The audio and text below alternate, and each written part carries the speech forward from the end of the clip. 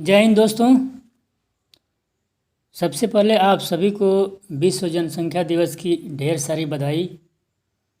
आप सभी देशवासियों से उम्मीद करता हूं कि देश की जनसंख्या वृद्धि को क्या बढ़ाने में या रोकने में, रोकने में आप पूरा सहयोग करेंगे।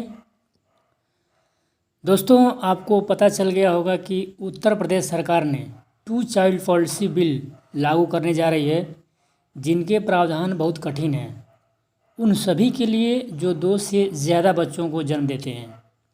वहीं 2 से कम बच्चे पैदा करने वालों को कुछ सरप्राइज़ भी मिलेगा। मेरे हिसाब से ये उत्तर प्रदेश सरकार की तरफ से बहुत ही अच्छा और सराहनीय कदम है अगर ये बिल पास हो जाता है तो।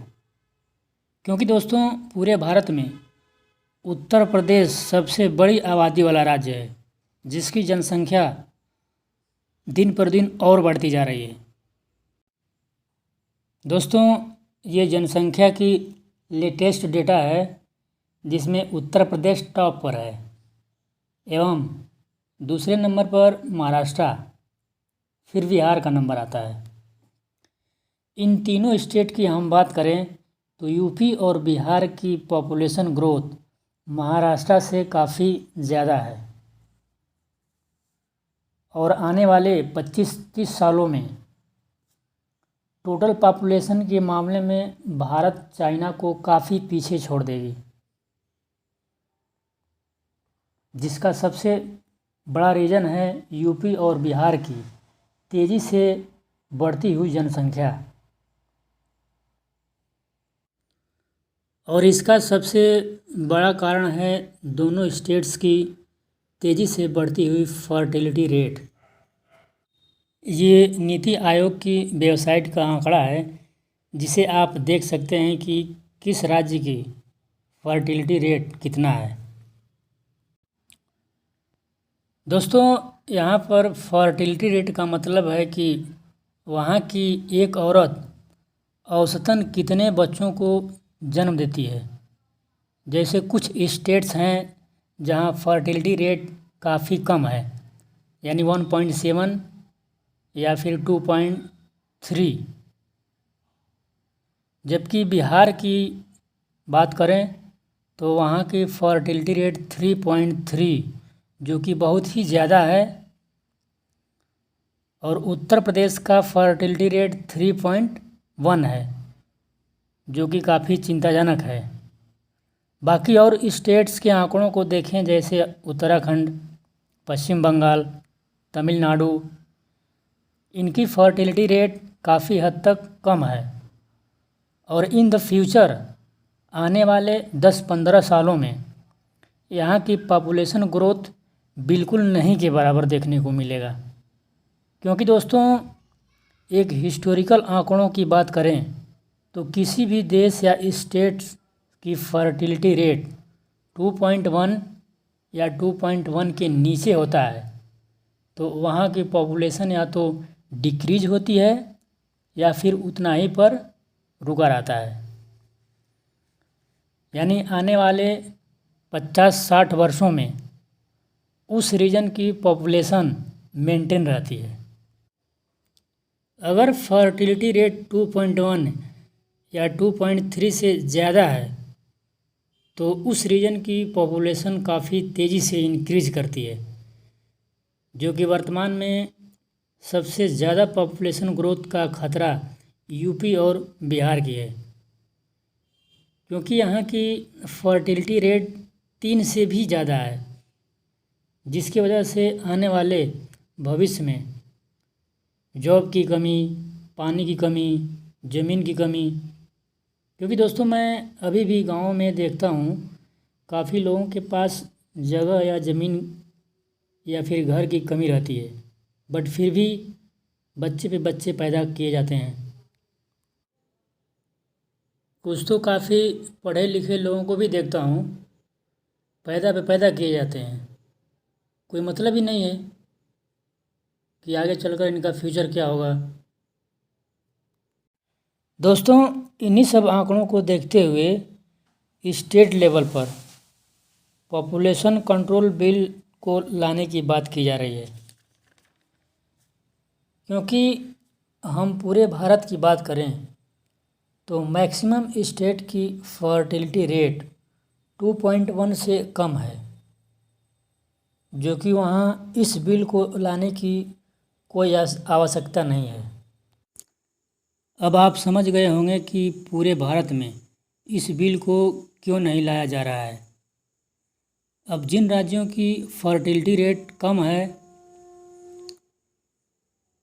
वहाँ की पॉपुलेशन ग्रोथ भी काफ़ी कम है,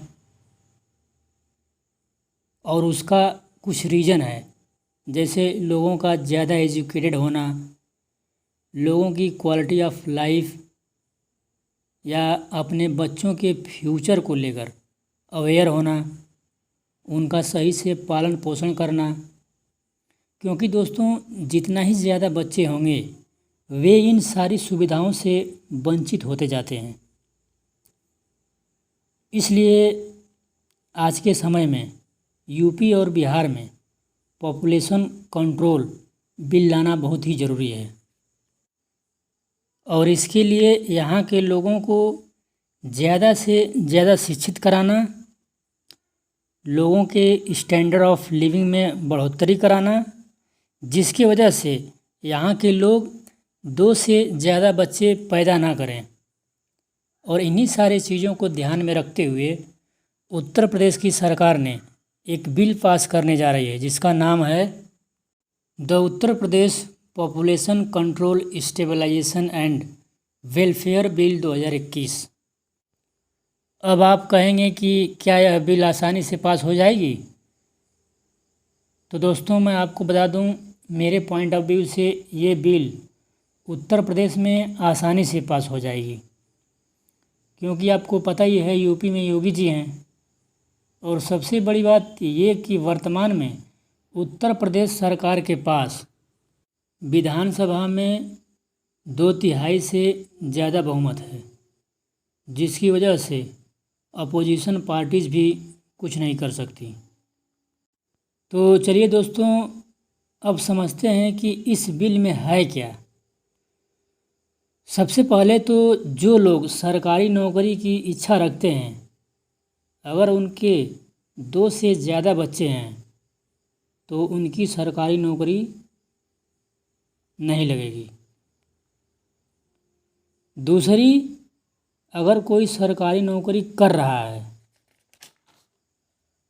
और वो 2 से ज़्यादा बच्चे पैदा करते हैं तो इन द फ्यूचर उसको प्रमोशन नहीं मिलेगा।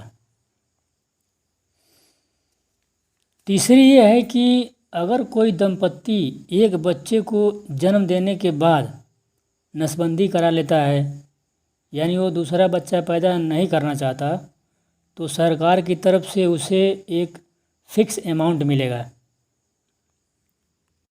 और वो अमाउंट जेंडर बेस्ड होगा। यानी यदि पहला बच्चा लड़का है तो सरकार की तरफ से 80,000 रुपये, और यदि लड़की है तो 1,00,000 रुपये मिलेंगे।